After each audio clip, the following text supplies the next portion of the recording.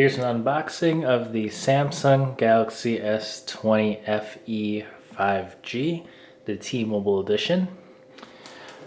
So this actually has a re-unboxing video because the original file got corrupted. So I'm reshooting this, and there's already apps installed on the phone that I've installed myself, so just so you guys know. But anyways, here is the label. So it's the G781U Samsung model number. It's the Cloud Navy 128 gig. So here's the front of the box. Here's the left side, right side, and the back. It says it contains the phone itself, the wall/USB charger, quick reference guide, and terms and conditions.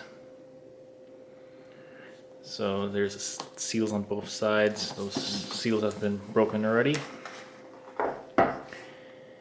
Inside, you will see I don't know if the unlocked versions have this or not, but a white piece of paper for some reason. But here is the manual, or the literature. Here's your SIM removal tool. If you open up this here and pull it out, you have a quick reference guide. So it's just a brief overview of how to set up your phone, so installing the SIM card, and about the phone itself, so the SIM tray, cameras, volume buttons, and back side is setting up your Samsung account, switching made simple. So if you have a different Android phone, you'll use Samsung Smart Switch, and same with transferring using an iPhone. So you'll have to use a cable to transfer iPhone information over. Customization, essential apps, Samsung Care, and some contact info. You also get the new Samsung Galaxy FE 5G. So it talks about the cameras. You got 30 times space. Wait a minute. 30 times space zoom? I don't think it's going to be as good as the S20 Ultra, but I thought it was going to be a 3 times zoom for the FE. 30 times might be a digital zoom. We have night mode, single take, and 5G. Terms and conditions for T-Mobile,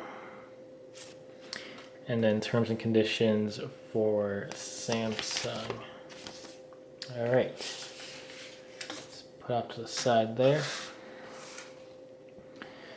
All right, so the phone itself is right here. Put off to the side for now. Inside the box, pull this cover up. You have the SIM card, so here's that. The SIM card's already in the phone itself.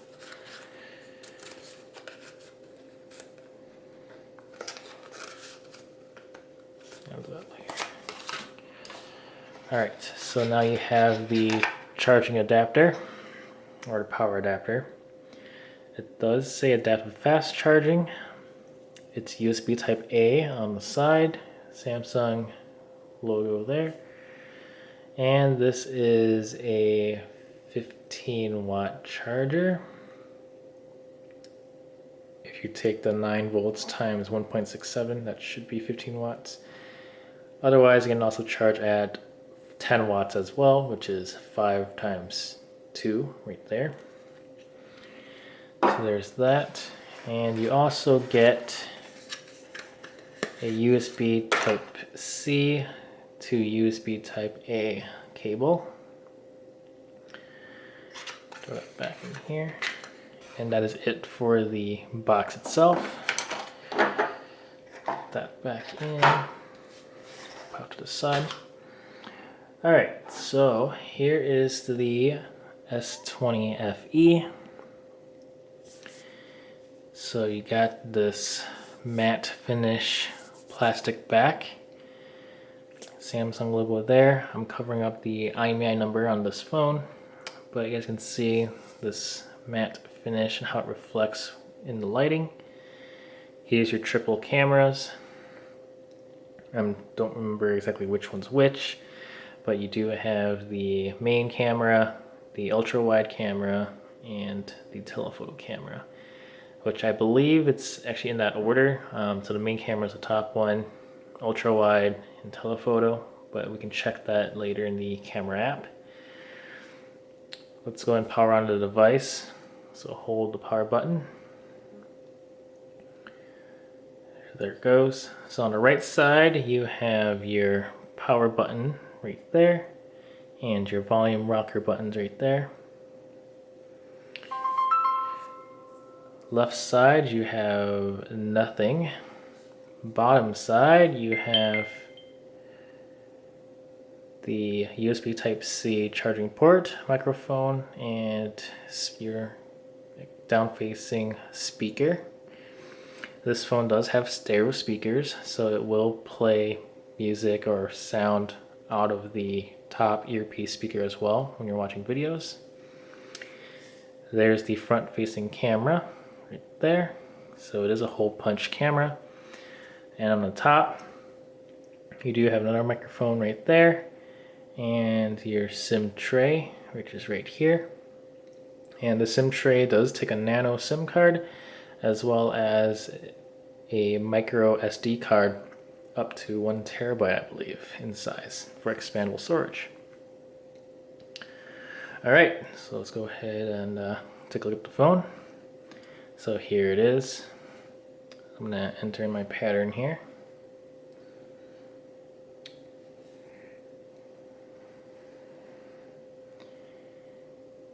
So this phone's starting. I have it set up with the swipe gestures, so I disabled the on-screen buttons. You can choose which you prefer. All right, so here it is. Here's the camera. There's front-facing camera.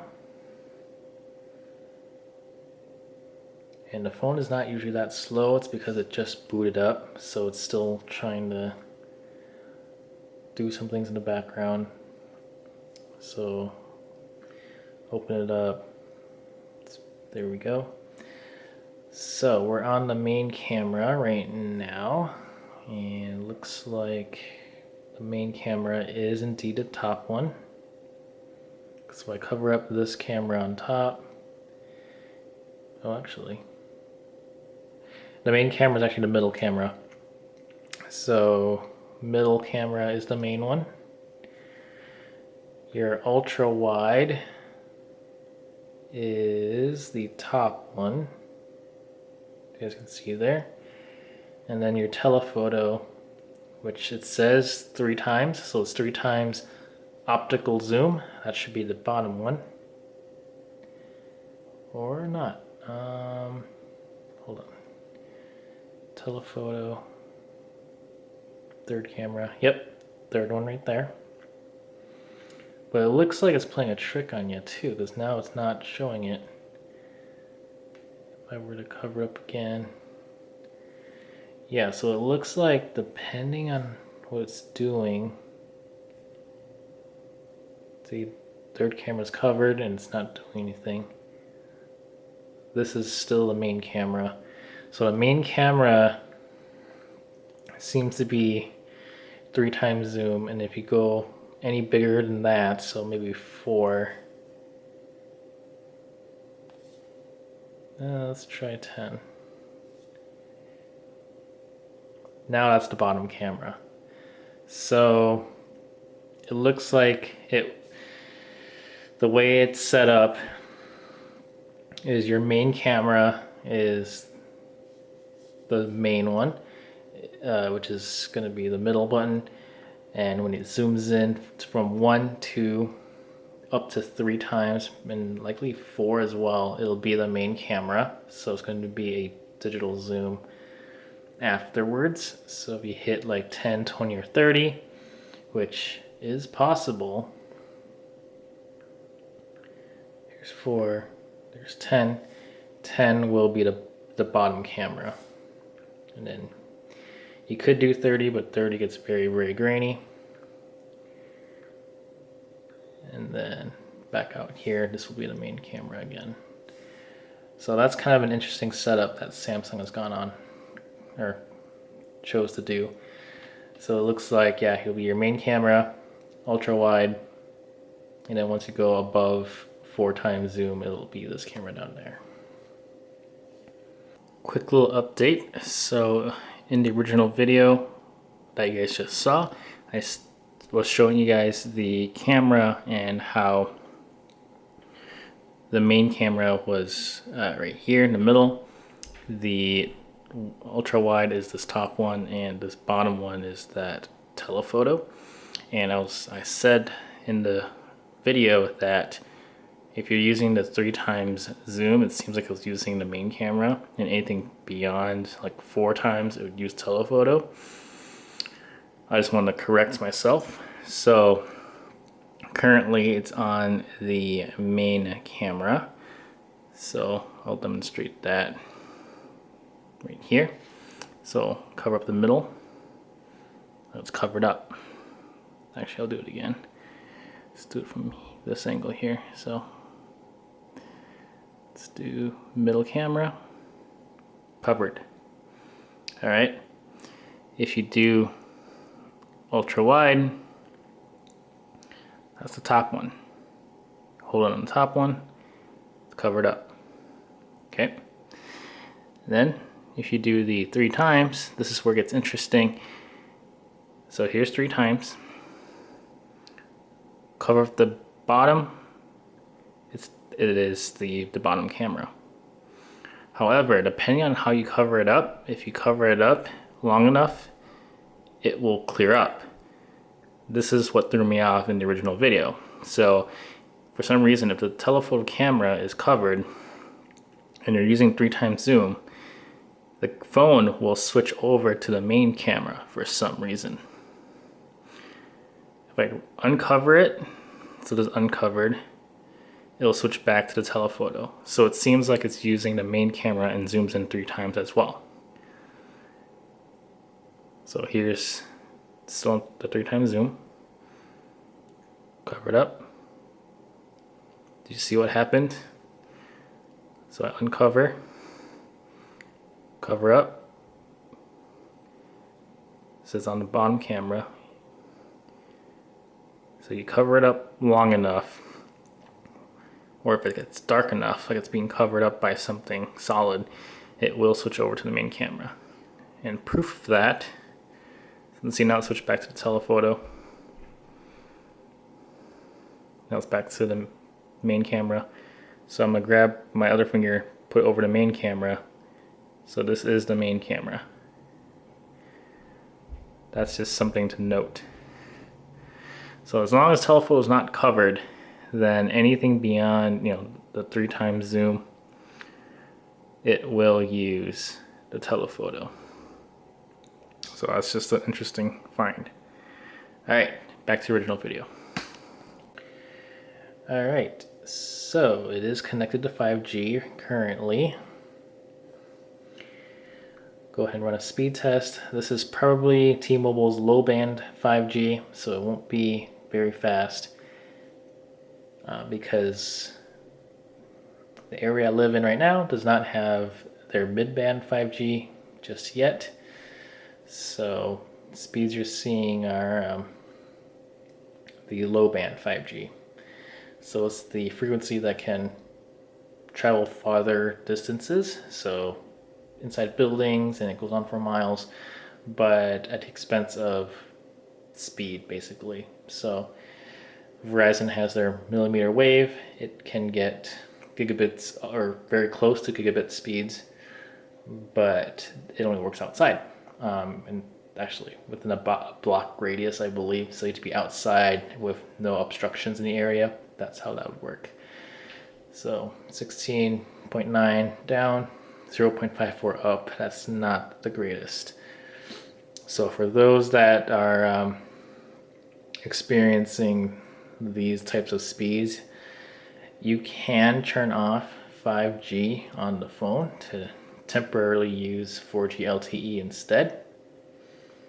That will allow you to probably get a little bit better speeds depending on your area.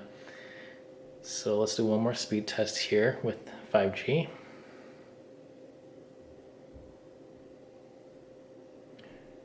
Actually, according to speed test, it's on LTE right now,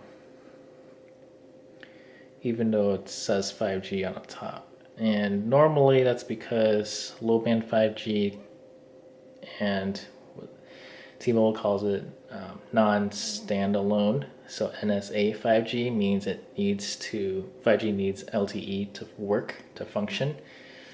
But T-Mobile also has standalone or SA 5G, which is 5G by itself. So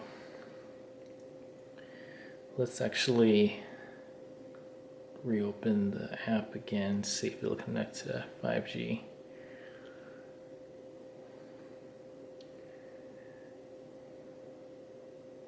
Yeah, so it's on LTE again.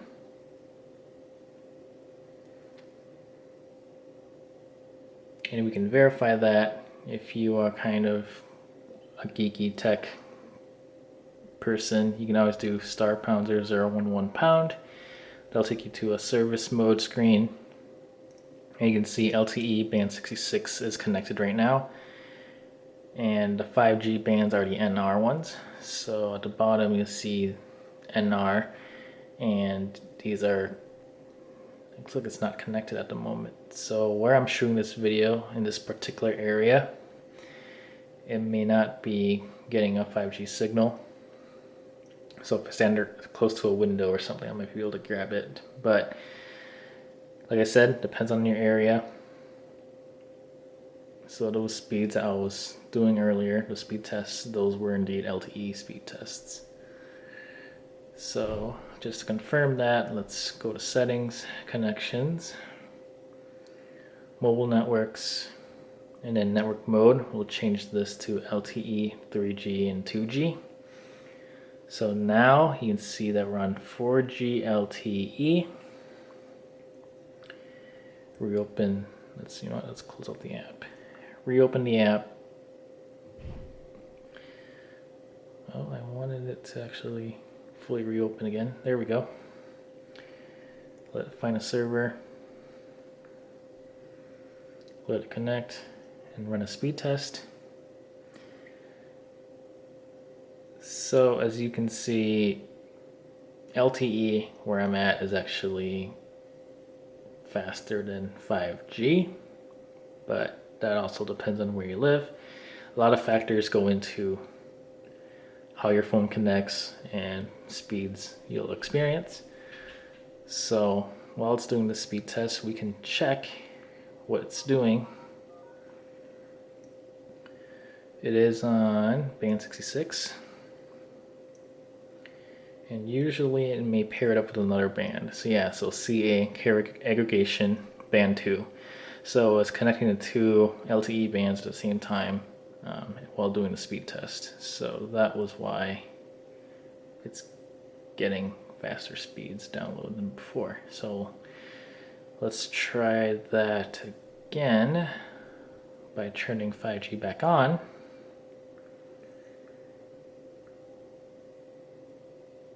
So we'll wait for that icon to switch.